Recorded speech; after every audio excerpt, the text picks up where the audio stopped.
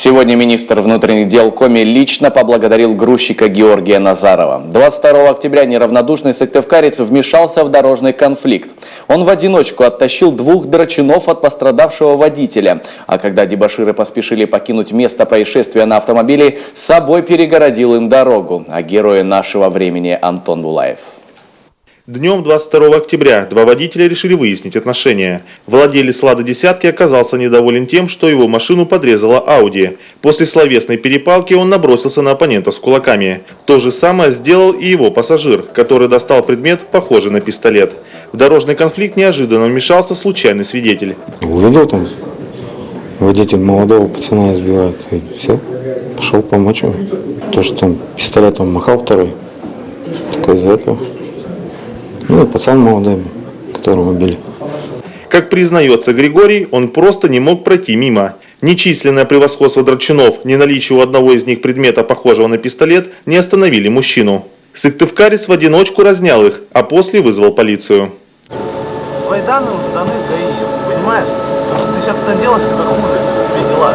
Остановись.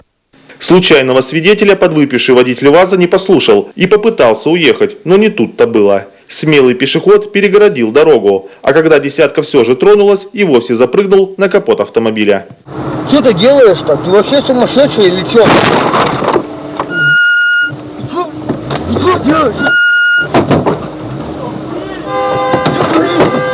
Что творишь-то? Мы гоняем. Ты башку думай, ходи давай. Георгий Назаров, несмотря на болевой шок, отошел в сторону. Водитель десятки скрылся с места ДТП. Вскоре беглецов задержали. В отношении гражданина, который угрожал пистолетом, возбуждено уголовное дело за угрозу убийством. Ему избрана мера пресечения в виде подписки о невыезде. Предмет, внешне похожий на пневматический пистолет, изъят и направлен на экспертизу.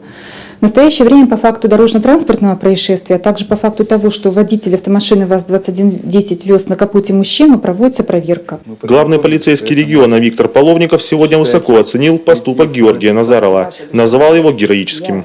К сожалению, мало мужчин, которые так могут спокойно, без всяких лишних эмоций, прийти на помощь, оказать помощь, которые добиваются правды, значит, и при этом не считается, не боятся ничего. Ну, вот на таких людях действительно земля наша держится. Кроме благодарности за подписью министра, Георгию Назарову вручили дрель-шуруповерт. Такой подарок выбран не случайно. Герой трудится в одной из управляющих компаний города. И по его признанию инструмент очень пригодится ему в работе. Антон Булаев, Василий Янин, телеканал Юрган, Сыктывкар.